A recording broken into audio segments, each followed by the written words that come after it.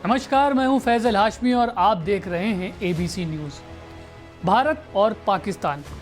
जब कभी भी हम इन दोनों देशों का नाम एक साथ सुनते हैं तो हमारे दिमाग में कई तरह के दृश्य आने लगते हैं। जैसे कि भारत की 15 अगस्त 1947 को मिली आज़ादी, भारत और पाकिस्तान का बंटवारा, सन 1948 से 1999 तक दोनों देशों के बीच की हुई जंगें और बहुत कुछ। दरअसल बात यह है कि जिस दिन से पाकिस्तान भारत से अलग हुआ है और एक अलग देश बनकर वजूद में आया है, उस दिन से लेकर आज तक दोनों देशों के बीच में हालात पूरी तरह से ठीक नहीं हो सके हैं। और यही वजह है कि आज तक की दोनों देशों के बीच शीत युद्ध जारी है। लेकिन क्या आप ये जानते हैं कि 1971 में तो इन दोनों देशों के बीच के हालात इतने ज़्यादा खराब हो गए थे कि भारत में विश्व युद्ध होने की नौबत तक आ गई।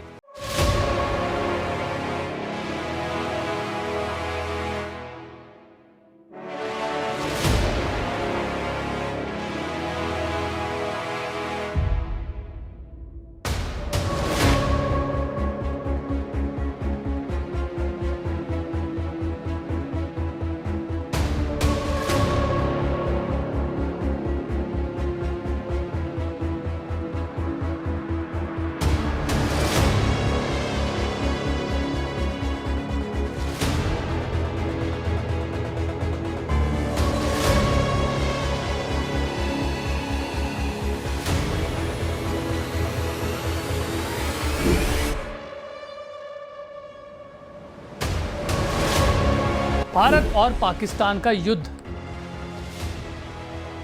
1971 ये वो साल था जब वेस्ट पाकिस्तान और ईस्ट पाकिस्तान के बीच विवाद चल रहा था।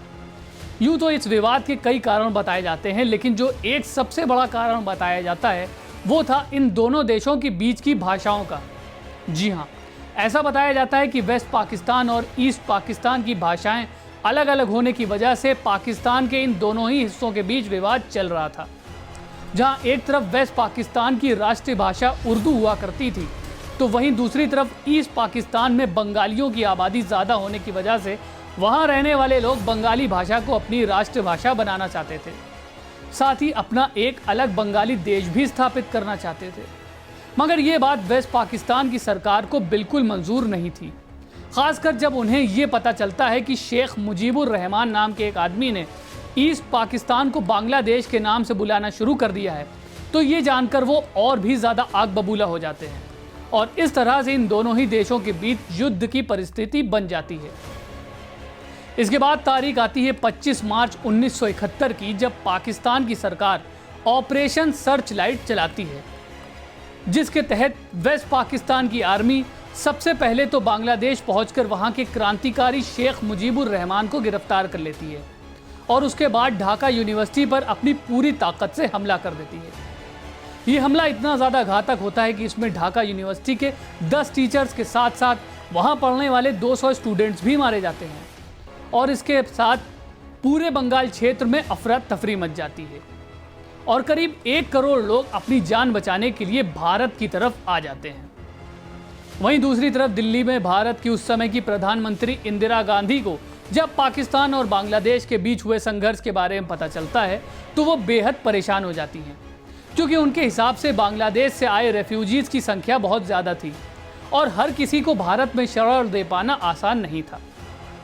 और बस इसी चीज़ पर एक्शन लेते हुए वो 28 अप्रैल 1971 को इंडियन आर्मी के जनरल सैम मानेकशॉ को बुलाती हैं और उन्हें ये आदेश देती हैं कि वो बांग्लादेश में इंडियन आर्मी उतारकर वहाँ से पाकिस्तान की आर्मी को हमेशा के लिए हटा दें। सैम मानेकशॉ इंदिरा गांधी की बात को ध्यान से सुनते हैं, मगर वो इस मिशन को करने से साफ मना कर देते हैं। वो इंदिरा गांधी से कहते हैं कि मॉनसून सीजन शुरू होने वाला है और अगर ऐसे में इंडियन आर्मी पाकिस्तान पर हमला करती है तो उन्हें एयरफोर्स की मदद नहीं मिल पाएगी। इंदिरा गांधी सैम मानेकशॉ की ये बात सुनती हैं और कुछ समय के लिए पाकिस्तान से युद्ध करने का विचार टाल देती हैं, मगर उनका ये फैसला भारत के लिए बेहद नुकसानदेह साबित होता है, क्योंकि जिस समय इंदिरा गांधी पाकिस्तान से युद्ध करने की नीति सोच रही थी, उसी समय अचानक पाकिस्तान को इस बात की खबर लग जाती है और 3 दिसंबर सन 1971 को पाकिस्तानी सरकार ऑपरेशन चंगेज़ खान शुरू करती है, जिसके तहत पाकिस्तानी एयरफोर्स 12 इंडियन एयरबेसेस पर अपना हमला कर देती है। जिसमें शामिल है अमृतसर, अंबाला, आगरा, अवंतीपुर, बीकानेर, हलवाड़ा, जोधपुर, जैसलमेर, पठानकोट, भुज, श्रीनगर और उत्तरलाई। इन सभी जगहों पर पाकिस्तानी एयरफोर्स इतनी भारी बमबारी करती है कि इससे हजारों लोगों की जान चली जाती है। और यही सब देखकर प्रधानमंत्री इंदिरा गांधी और भी ज्यादा आग बबूला हो जाती हैं और वो तुरंत ही इंडियन फोर्सेस को पाकिस्तान के ऊपर हमला करने का आदेश दे देती हैं। युद्ध में शामिल होते हैं रशिया और अमेरिका। पाकिस्तान के भारत पर किए हमले बेहद घातक होते हैं, लेकिन भारतीय सेनाएं भी कमजोर नहीं होती हैं। वो अपनी पूरी ताकत से इस युद्ध को लड़ती हैं और पाकिस्तान की सेनाओं को धूल चटा देती हैं। लेकिन अपने आप को यूं हारता हुआ देखना पाकिस्तान को बिल्कुल मंजूर नहीं था और ना तो पाकिस्तानी फोर्सेस में इतनी ताकत थी कि वो अकेले भारत को हरा सकती। तो इसलिए इस युद्ध को जीतने के लिए पाकिस्तान के उस समय के राष्ट्रपति जुल्फिकार अली भुट्टो एक नई नीति बनाते हैं और इस जंग में जीतने के लिए अमेरिका से मदद मांगते हैं। जुल्फिकार अली भुट्टो अमेरिकी राष्ट्रपति रिचर्ड निक्सन से ये कहते हैं कि उन्हें भारत के खिलाफ पाकिस्तान की लड़ाई लड़ने में मदद करनी होगी, क्योंकि अगर उन्होंने ऐसा नहीं किया तो पूरे एशिया में रशिया, जो कि उस समय सोवियत रशिया या सोवियत यूनियन हुआ करता था, वो बहुत ज़्यादा ताकतवर बन जाएगा। और क्योंकि उस ज़माने में अमेरिका और सोवियत रशिया में जंग चल रही थी, तो इसलिए रिचर्ड निक्सन जुल्फिकार अली भुट्टो की बात सुनते हैं और उसे तुरंत स्वीकार कर लेते हैं और जापान के करीब तैनात अपने 7 ट्रूप जहाज को बंगाल की खाड़ी की तरफ उतार देते हैं। और सिर्फ इतना ही नहीं, भारत को पूरी तरह से घुटनों पर लाने के लिए अमेरिका यूनाइटेड किंगडम की भी मदद लेता है और वो भी अपना जहाज इंडियन बॉर्डर के करीब उतार देता है।